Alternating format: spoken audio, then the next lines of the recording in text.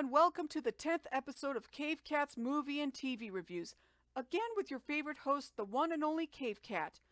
Yes, you heard me right. We've reached the 10th episode of this review series. I can hardly believe that it's been over 4 months since I first started the series, and already we're now 10 episodes in. So here's to another 10 episodes after this one. But anyway, for today's episode of Cave Cat's movie and TV reviews, I will be reviewing an animated series that was based off of a live-action film. A lot of animated shows back in the 80s and 90s have been based off of live-action films, but the one we're covering today involves ghosts and spirits. As you can guess, it's the Real Ghostbusters. This was actually based off of the Ghostbusters films, though technically the first Ghostbusters film was released back in 1984, while the TV series was released 2 years later. Before I talk about the show, allow me to explain the history of how the film came to be, and especially how it was confused with a similarly named show. You see, back in the mid-1970s, there was a live-action series called The Ghostbusters, which was completely unrelated to the 1984 film. The reason was because while the 70s series did focus on the main characters looking for ghosts and spirits, one of the main characters of that series was a gorilla, who was played by a guy in a costume, as well as the fact that the series took a much different approach than the film and its animated spin-off did. Also, when the original film was in production, Dan Aykroyd, who was not only one of the writers on the film, but also acted in the film as one of the characters, Ray Stantz, wanted the film to take place in a futuristic version of New York, where the main group would travel through space and time to catch ghosts with specialized wands. However, Ivan Reitman, the director of the film, convinced Aykroyd to bring the film to the present day due to that idea being rather impractical, for lack of a better term. But he still liked the idea of a group of parapsychologists hunting and capturing ghosts, so we ended up getting the film that we're all familiar with and that we all know and love.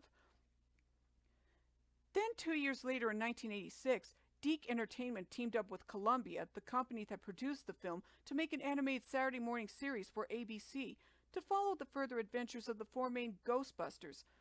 However, there was a problem, because the other Ghostbusters series already had that name, and even had an animated series produced by Filmation around that time as well, being known as Filmation's Ghostbusters. So because of that, the animated show that served as a spin-off to the live-action Ghostbusters film became known as The Real Ghostbusters. So what's the show about? Basically, it follows the further adventures of the four main Ghostbusters, Peter Venkman, Ray Stantz, Egon Spengler, and Winston Zeddemore, as they go on various adventures and escapades trying to catch the different ghosts, demons, and specters that terrorize New York, or other places around the world. Along the way, they are also accompanied by their secretary Janine Melnitz and their quote-unquote pet Slimer, a green ghost who was actually based off of the green slimy ghost that the Ghostbusters first encountered in the original film.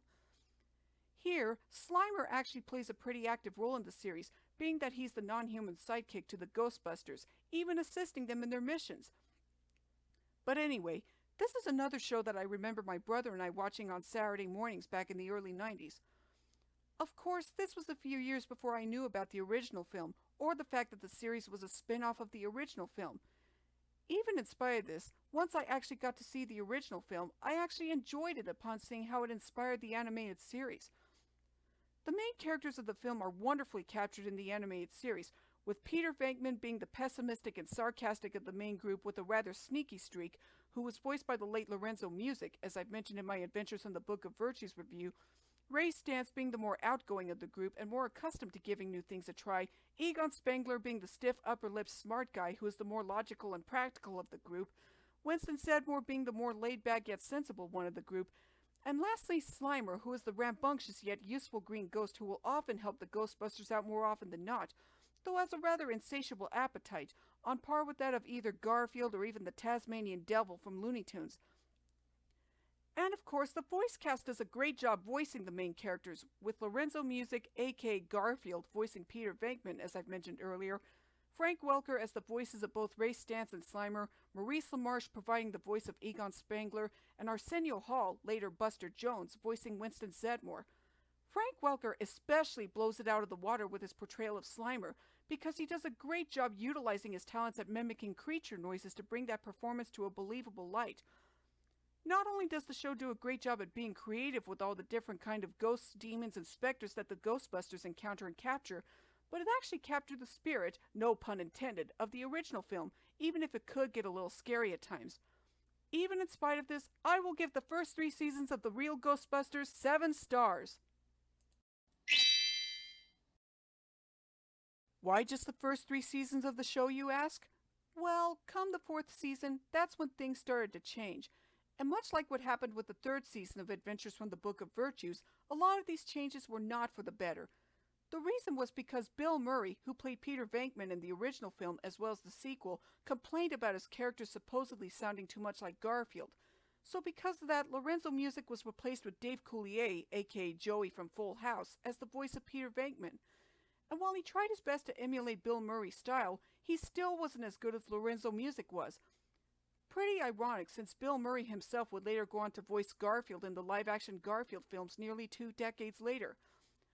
Another change was the fact that while the first season had quite a lot of dark and rather intense and scary moments, come the show's 2nd season in 1987, a focus group came to ABC and complained about the first season having a lot of moments that were deemed too scary for kids, as well as being supposedly too violent.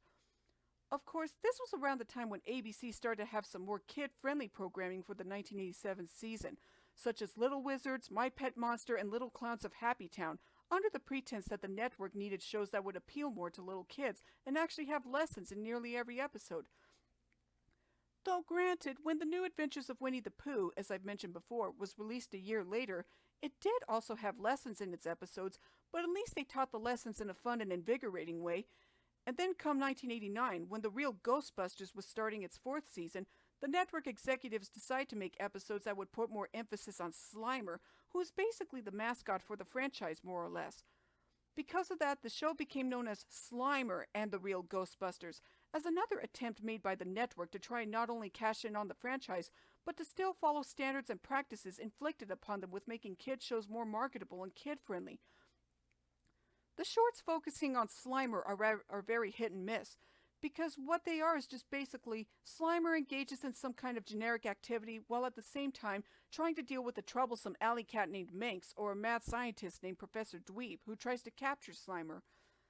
These episodes feel too much like something out of Tom and Jerry or even the classic Tex Avery cartoons, except they've been watered down. Also, remember how I said that the series was released 2 years after the original movie? Well, the animated series actually does manage to have some continuity with the original film, such as making references to the battle with Gozer and especially the inclusion of the Stay Puft Marshmallow Man, despite his having been toasted at the end of the original film. Well, the 4th season of the show was released at the same time that Ghostbusters 2 was also released in theaters. Once the sequel was released, the show, starting with the 4th season, also started having continuity with the 2nd film, referencing the battle with Vigo the Carpathian. But even in spite of this, the final 3 seasons of the show are not as good as the first 3 seasons, what with the less scary moments, the rather tame episodes, and even the Slimer-focused episodes relying too much on slapstick-filled encounters with his enemies. In conclusion, seasons 4, 5, and 6 really pale in comparison to seasons 1, 2, and 3. So it's safe to say that the final 3 seasons of The Real Ghostbusters get 4 stars.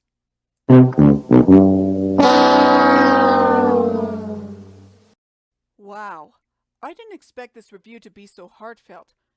Then again, what do you expect? This is the 10th episode of Cave Cat's movie and TV reviews. But anyway, even in spite of what The Real Ghostbusters went through in the final 3 seasons, I actually enjoyed watching it on Saturday mornings when I was younger, and I will occasionally go back to it, so it's a pretty nice trip down memory lane. But that's enough out of me for this episode of Cave Cat's movie and TV reviews. As I mentioned before, if you want to see more videos from me, then be sure to like and subscribe to my YouTube channel, and stay tuned for more episodes of Cave Cat's movie and TV reviews, or whatever video I'll do next. So until next time, who you gonna call? Cave Cat!